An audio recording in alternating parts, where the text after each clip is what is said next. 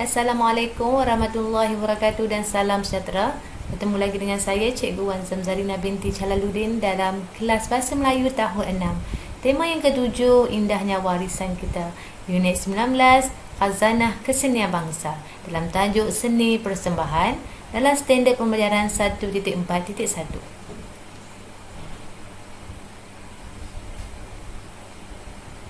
Dari segi standard kandungan 1.4 ini, kita akan bertutur, berbual dan menyatakan permintaan tentang sesuatu perkara daripada pelbagai sumber dalam situasi formal dan tidak formal secara bertata susila. Dari segi standard pembelajaran pula, 1.4.1, kita akan bertutur tentang sesuatu perkara daripada pelbagai sumber dengan menggunakan ayat yang gramatif dalam situasi formal dan tidak formal secara bertata susila.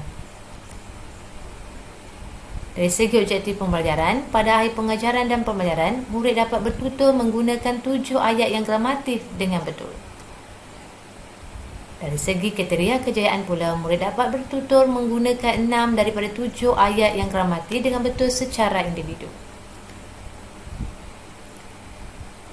Mari kita baca teks tentang seni persembahan ini untuk memahami maksud-maksud dan melengkapkan dialog tersebut menggunakan ayat yang gramatif. Seni persembahan. Tarian hadrah. Ahli kumpulan terdiri daripada 10 hingga 12 orang pemain gendang dan 4 orang penari.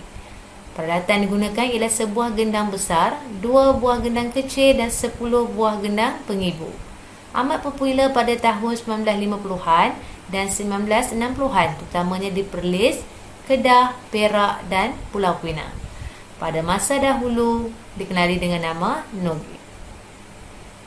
Syamila, itu persembahan apa? Guru tarian, itu persembahan hadrah.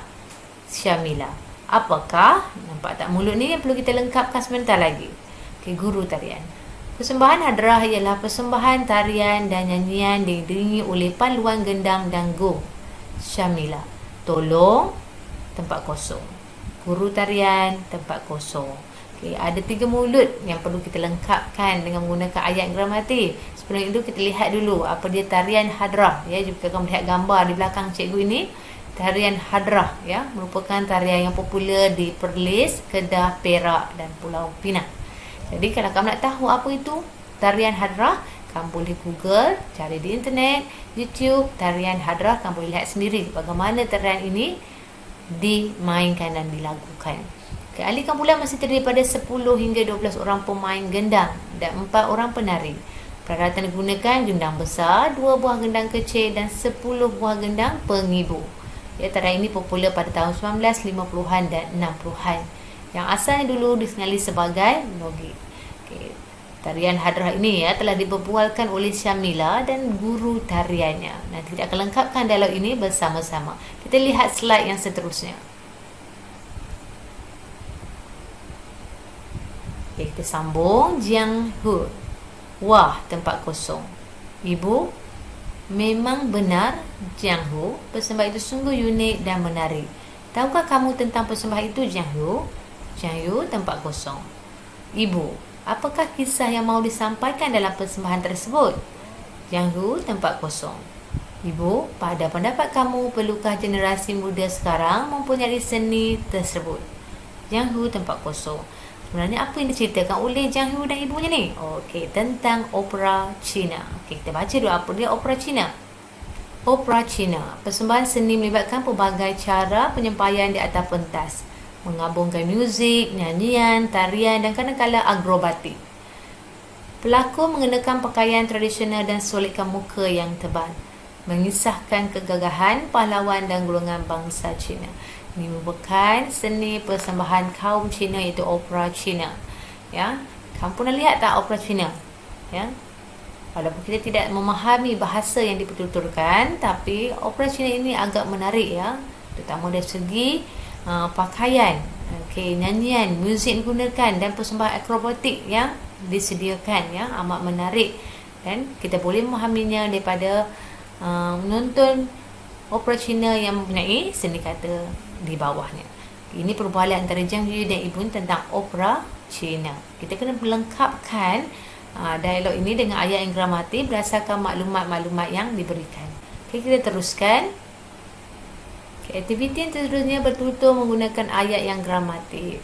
Tadi kita lihat soalan demi soalan, iaitu bentuk mulut tu kita perlu lengkapkan satu persatu. Kita lihat soalan yang pertama. Okay, daripada Syamila. Ya, apakah persembahan hadrah? Ya, soalan ini berikutan pada guru tarian itu persembahan hadrah. Jadi Syamila bertanya lagi, apakah persembahan hadrah? Ya, di sini, apakah persembahan hadrah? Kemudian cikgu jawab, persembahan hadrah ialah persembahan tarian dan nyanyian yang diiringi oleh paluan, gendang dan gong. Jadi Syamila ni ingin mengetahui lagi apakah itu persembahan hadrah sebenarnya. Jadi tolong ceritakan perihal persembahan ini dengan lebih lanjut. Ya, Syamila membuat permintaan kepada cikgunya untuk menceritakan lebih lanjut tentang persembahan ini. Okay, kita lihat apakah jawapan cikgu dia. Persembahan hadrah terdiri daripada 10 hingga 12 orang pemain gendang dan 4 orang penari. Persembahan ini amat popular pada tahun 1950-an dan 1960-an, terutama di Perlis, Kedah, Perak dan Pulau Pinang. Jadi maklumat yang di sini tentang tarian hadrah yang kita baca tadi, kita boleh masukkan dalam penerangan guru tarian tersebut. Jelasin murid-murid. Kita lihat pula dialog yang seterusnya tentang opera Cina. Okey, ya. Jianghu. Wah, uniknya persembahan itu, ya. Selalunya wah ini ayat seru yang kita guna apabila kita melihat sesuatu yang menarik. Jadi kita boleh buat ayat wah, uniknya persembahan itu. Ya. Ibu ni beritahu, memang benar Jianghu, persembahan itu sungguh unik dan menarik. Tahukah kamu tentang persembahan itu, Jianghu? Okay, apa jawapan Johir? Ya, saya tahu. Itu ialah persembahan opera Cina. Ya. So, ibu dia bertanya lagi soalan pada Jianghu. Apakah kisah yang mahu disampaikan dalam persembahan tersebut? Okay, apa jawapan Jianghu? Okay, cikgu alihkan dulu. Persembahan tersebut mengisahkan kegagahan para pahlawan dan golongan bangsawan Cina. Maklumat ini kita dapat daripada teks yang kita baca tentang opera Cina sebentar tadi. Jelasin murid-murid, kita telah melengkapkan dialog ini menggunakan ayat yang gramatik dan betul. Jadi, kita akan beralih ke slide yang seterusnya. Okay, soalan yang seterusnya, jika kamu lihat soalan ibunya seterusnya, pada pendapat kamu, perlukah generasi muda sekarang mempelajari seni tersebut?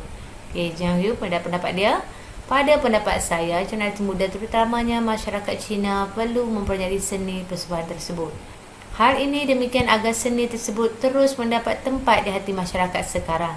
Tambahan pula, seni ini agak unik kerana melibatkan pelbagai cara penyampaian di atas pentas. Okay, ya, ini pendapat Jianghu tentang perlunya generasi muda untuk belajar tentang opera Cina. Okay, kita teruskan slide yang seterusnya.